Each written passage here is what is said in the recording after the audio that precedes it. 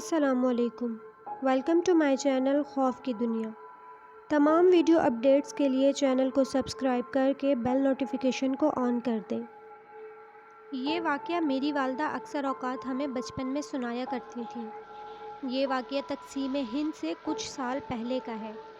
میری والدہ کی نانی ان دنوں لکھن کے نواب کی حویلی میں خادمہ تھیں۔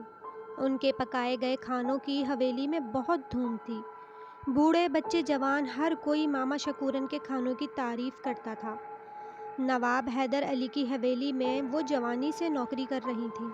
اب تو بچوں کی شادی کر کے فارغ ہو گئی تھیں، تو نواب صاحب کی بیگم امیرن خاتون کے کہنے پر مستقل ہی یہیں رہنے لگی تھیں۔ صرف کھانے پکانے کا ہی کام کرتی تھیں، باقی مسالہ جات کوٹنا، پیسنا، سبزیاں کاٹنے کا کام یا گوشت مرغی دھونا دوسرے خدمتگار کرتے تھے۔ یہ صرف چوکی پر بیٹھ کر کھانے پکانے کا کام کرتی۔ ساری حویلی والے ان کی بہت عزت کرتے۔ خود شکورن بوا بھی سب سے بہت محبت اور احترام سے پیش آتی۔ وہ خود ایک ملنسار، صوم و صلات کی پابند شخصیت تھی۔ پھر انہی دنوں نواب صاحب کی ایک دور کی رشتہ دار بیگم صاحبہ ان کے گھر آ گئی۔ 65-70 سال کی عمر ہوگی، مگر صحت ٹھیک تھی۔ صوم و صلات کی پابند، نہایت ملنسار خاتون تھی۔ سب ہی نے ان کے آنے پر خوشی کا اظہار کیا اور ان کی بہت زیادہ خاطر مدارت کی۔ ان کا نام بیگم صاحب نور تھا، لیکن لوگ ان کو لاڈلی بیگم کہتے۔ بچپن میں ان کے والدین ان کو اس نام سے پکارتے تھے۔ شادی اپنے تایا زاد سے ہوئی تھی۔ پچھلے سال ان کے شوہر اپنے خالق حقیقی سے جا ملے تھے۔ اولاد کوئی نہیں تھی، لیکن خاصی مالدار اور صاحب ثروت خاتون تھی۔ لیکن شوہر کی وفات کے بعد انہوں نے جائیداد کا ایک بڑا حصہ یتیم خانے اور مساجد امام بارگاہوں میں صدقہ جاریت کے نیت سے ہدیہ کر دیا تھا۔ خود اپنی 3 ملازماؤں کے ساتھ اپنی قدیم لیکن خوبصورت حویلی میں رہتی تھیں۔ با اخلاق، نیک اعمال تھیں۔ ملازمین سے بھی بہت شفقت سے پیش آتی، لیکن شکورن بوا سے تو ان کی بہت ہی بنتی تھی۔ 4 دن ہی میں سب سے گھل مل گئی۔ شکورن بوا کے ساتھ اکثر اوقات باورچی خانے میں بھی بیٹھ جاتی۔ ان کو یہاں آئے ہوئے 5 دن گزرے کہ جمعرات کا دن آ گیا۔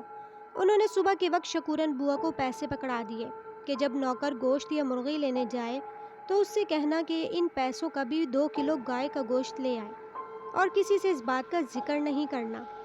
خیر، شکورن بوا نے یہ سوچ کر گوشت منگوا دیا کہ شاید لاڈلی بیگم اپنے لیے علیحدہ سے گوشت پکوانا چاہتی ہوں گی۔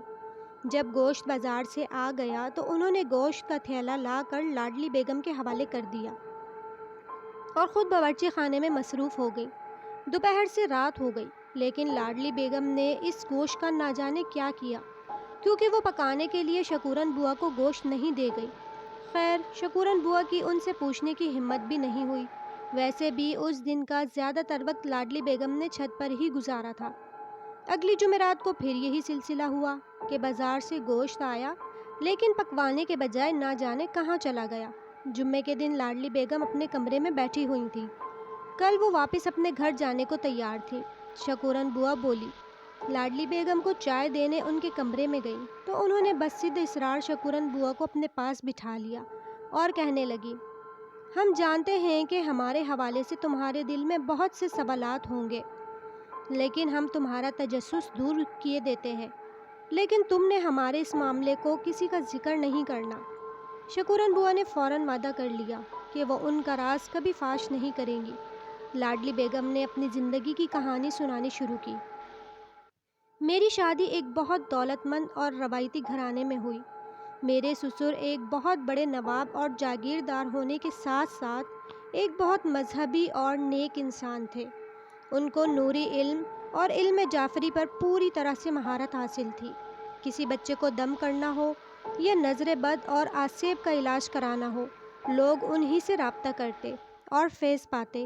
وہ ہر کام فی سبیل اللہ کرتے اور کسی سے بھی کوئی معاوضہ نہیں لیتے تھے۔ ایک دن ان کو ایک شخص بلا کر اپنے گھر لے گیا۔ اس کی بیٹی کے ساتھ گاؤں میں کسی رشتہ دار کے گھر شادی میں شرکت کے لیے گئی تھی، اور اس شادی والے گھر میں موجود ایک الگ تھلگ جگہ پر واقع جامن کے درخت کے نیچے سب کے منع کرنے کے باوجود گھومتی پھرتی رہی۔ تب سے اس کی طبیعت خراب تھی۔ اسی سلسلے میں اس لڑکی کے والد اور بھائی میرے سسر کو اپنے گھر لے گئے۔ باقی دم درود یا تعویذ وغیرہ وہ اپنی حویلی میں ہی دیتے، لیکن آسیب یا جنات وغیرہ کا معاملہ ہوتا تو وہ ان لوگوں کے گھروں میں جا کر ہی حل کرتے۔ انہوں نے وہاں جا کر عملیات وظائف کے ذریعے اس لڑکی پر سے اس عاشق جن کو اتارا، اور اس سے پہلے کہ اس کو قید کر لیتے وہ جن بھاگ نکلا، اور پھر کچھ دنوں کے بعد پھر وہ جن اس لڑکی پر قابو پانے میں کامیاب ہو گیا۔ وہ لڑکی لگی چیخنے چلانے، پھر اس لڑکی کے والد اور بھائی بصد اصرار ان کو بلا کر لے گئے۔ یہ 12 ربیع الاول کی رات تھی۔ سسر صاحب نے پھر عملیات وظائف کے ذریعے اس لڑکی پر سے جن کے اثرات کو اتارا، اور اس جن کو جلانے ہی والے تھے کہ اس جن نے میرے سسر کو پیارے نبی صلی اللہ علیہ وسلم کی پیدائش کی رات کا واسطہ دے کر روک دیا۔ اس بات سے ثابت ہوتا تھا کہ وہ جن بھی مسلمان تھا اور نبی کریم کو ماننے والوں میں سے تھا، اس لیے انہوں نے اس کو جلانے کا ارادہ ترک کر دیا۔ لیکن ایک کیل جس پر قرآن مجید کی مقدس آیات کی تلاوت کی گئی تھی وہ اس جن کے سر پر ٹھونک دی۔ اس سے نہ صرف وہ جن انسانی شکل میں آ گیا بلکہ وہ اب پوری طرح سے میرے سسر جن کو سب میاں جی کہتے تھے کہ قابو میں آ گیا اور ان کا غلام بن کر رہ گیا۔ اصل نام تو اس کا نہ جانے کیا تھا، لیکن ایک صبح میاں جی نے اس کا تعارف ہم سے کروایا اور بتایا کہ اس لڑکے کا نام عبدل ہے۔ وہ ایک 10-12 سالہ دبلا پتلا لڑکا تھا۔ جب جن کے روپ میں تھا تو اس وقت وہ ایک جوان لڑکا تھا۔ انسانی وجود میں آنے کے بعد اس کی یہ عمر ہو گئی تھی، کیونکہ انسان اور جنات کی عمروں میں فرق ہوتا ہے۔ یوں عبدل ایک خدمت گار کے طور پر ہماری حویلی میں کام کرتا، کسی سے زیادہ بات چیت نہیں کرتا۔ اس کے ماں باپ کے بارے میں میاں جی نے یہ بتایا کہ اس کے ماں باپ کا انتقال ہو گیا تھا اور عبدل ایک دوست کے توسط سے ان تک پہنچا۔ عبدل ایک کام سے کام رکھنے والا لڑکا تھا۔ وہ اکیلا ہی 10 آدمیوں کے برابر کام کر لیتا تھا۔ کسی سے زیادہ بات نہ کرتا سوائے میرے، کیونکہ میں اس سے بہت محبت اور شفقت سے پیش آتی تھی۔ شادی کے کئی سالوں کے گزر جانے کے بعد بھی میرا دامن اولاد سے خالی تھا، جبکہ میرے شوہر میری اجازت سے ہماری شادی کے 7 سال بعد ہی دوسری شادی کر چکے تھے۔ وہ اور ان کی بیوی، 2 بیٹیاں اور ایک بیٹا علیحدہ مکان میں رہتے تھے۔ رفتہ رفتہ میرے دل میں عبدل کے لیے ممتا کا جذبہ بیدار ہو گیا اور وہ بھی ایک ماں کی طرح میرا احترام کرتا۔ میرے شوہر اور میاں جی کو اس بات پر کوئی اعتراض نہیں تھا۔ وقت گزرتا گیا، میں نے اب بڑھاپے کی دہلیز پر قدم رکھ دیا تھا اور زیادہ تر وقت عبادت یا اللہ کے بندوں کی مدد میں گزارتی۔ ایک دن گندم کی کٹائی کے دنوں میں عبدل دوسرے ملازمین کے ساتھ مل کر گندم کی بوریوں کو گودام میں رکھ رہا تھا کہ ایک لکڑی کا چھوٹا سا تختہ سر پر لگنے سے چھوٹا سا زخم آ گیا۔ مجھے ایک نوکر نے آ کر یہ بات بتائی تو میں نے فوراً ہی عبدل کو بلوا بھیجا کہ اماں جی تمہیں بلا رہی ہیں۔ عبدل نے سب سے پہلے مجھے ماں کہا تھا اور اس کی دیکھا دیکھی سب نوکر مجھے ماں جی کہنے لگے۔ مجھے اس لفظ سے جو خوشی ملتی تھی وہ ایک بے اولاد عورت ہی جان سکتی ہے۔ خیر، میرے کہنے پر وہ فوراً ہی آ گیا۔ میں نے اس کو تخت پر بٹھایا، ٹھنڈا شربت پلایا، پھر اس کا زخم دیکھنے لگی۔ معمولی سا زخم تھا۔ مجھے یہ دیکھ کر تسلی ہوئی۔ اس وقت دوپہر کے 3 بجے کا وقت تھا۔ میں تخت پر بیٹھ گئی تو عبدل میرے پیروں میں بیٹھ گیا۔ اس وقت ہم دونوں کے سوا وہاں کوئی نہیں تھا۔ میاں جی بڑھاپے اور بیماری کی وجہ سے اپنے کمرے میں آرام کر رہے تھے، جبکہ گھر کے سارے نوکر گندم کو حفاظت سے گودام میں رکھ رہے تھے۔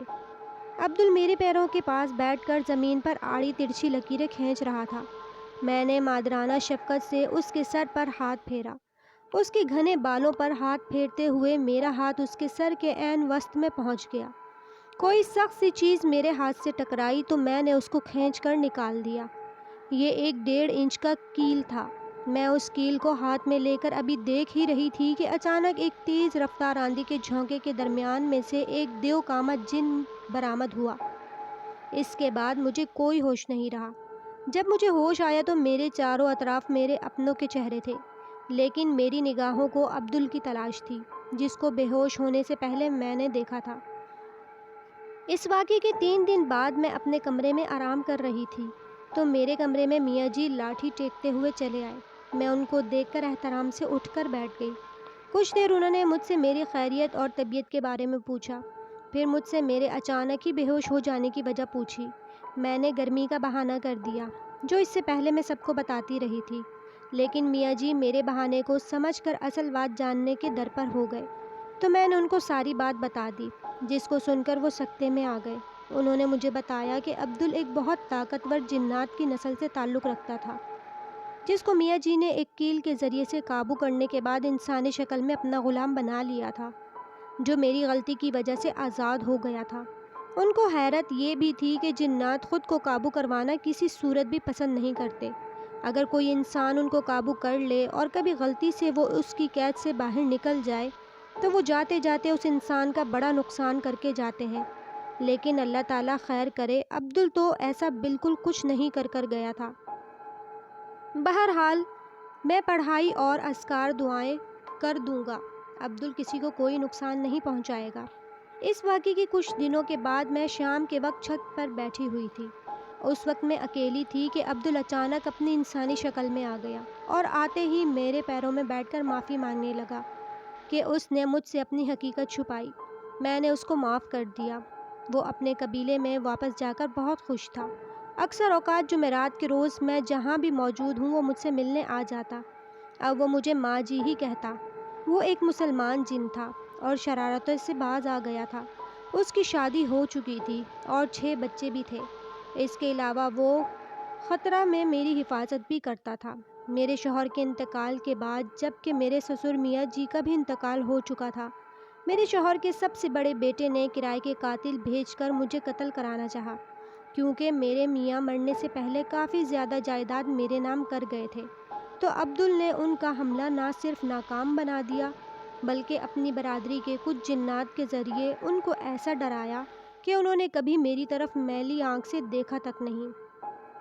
بس اس دن کے بعد اکثر جمعرات کو میرا بیٹا عبدل کبھی کبھار مجھ سے ملنے کو آ جاتا ہے اور میں کبھی مٹھائی اور کبھی گوشت کا تحفہ اس کے لیے لے کر رکھتی ہوں۔ اپنی بات ختم کرنے کے بعد انہوں نے اطمینان سے پان کی گلوری گلے میں دبائی، جبکہ ماما شکورن تو ان کی بات سن کر حیرت زدہ رہ گئیں۔ آپ کو ڈر نہیں لگتا اس سے؟ ماما شکورن نے ڈرتے ڈرتے پوچھا، جبکہ لاڈلی بیگم نے مسکراتے ہوئے کہا، ارے ماما شکورن، محبت اور شفقت ایک ایسا ہتھیار ہے جس سے انسان اور جانور ہی نہیں، جن جیسی ہستی کو بھی قابو کیا جا سکتا ہے۔ میں نے عبدل کی حقیقت سے بے خبر ہوتے ہوئے بھی اس سے اولاد کے جیسا پیار کیا۔ اس نے بھی مجھے ماں کے جیسا درجہ دیا اور یہ میری محبت تھی کہ وہ وہاں سے جاتے وقت جب کہ وہ قید سے آزاد ہوا تھا کوئی نقصان یا تباہی نہیں پھیلا کر گیا۔ پھر بھلا اس سے ڈر کیسا؟ ویسے بھی وہ جنات کی مسلمان جماعت سے تعلق رکھتا ہے جو شرارتی نہیں ہوتے۔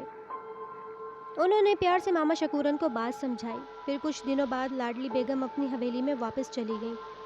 وقت گزرتا گیا اور 5-6 سال تک لاڈلی بیگم کا دوبارہ یہاں چکر نہیں لگا۔ پھر ایک دن ان کی وفات کا خط آیا۔ وہ مختصر سی بیماری کے دن گزار کر اپنے خالق حقیقی سے جا ملی۔ ان کی وفات سے کچھ دن پہلے میاں جی کی بھی وفات ہو گئی تھی۔ ان کی ایک ملازمہ خاص جس کے نام لاڈلی بیگم مرنے سے پہلے بہت کچھ وصیت نامے میں لکھ کر گئی تھی اور باقی اللہ تعالیٰ کی راہ میں دے گئیں۔ اس ملازمہ خاص کا خط کبھی کبھار آ جاتا جس میں وہ لکھتی کہ اکثر جمعرات اور جمعے کے روز لاڈلی بیگم کی قبر پر معطر پانی کا چھڑکاؤ ہوتا ہے اور ایسے خوشبودار پھول ان کی قبر پر بکھرے ہوئے ہوتے ہیں کہ جو آس پاس کے علاقوں میں کہیں بھی نہیں پائے جاتے، اور قبرستان کی نگرانی کرنے والے گورکن نے بھی کئی مرتبہ سفید لبادے میں بہت لمبے سے انسان کو قبر پر فاتحہ خوانی کرتے ہوئے دیکھا ہے، لیکن اس کے پاس پہنچنے تک وہ غائب ہو جاتا ہے۔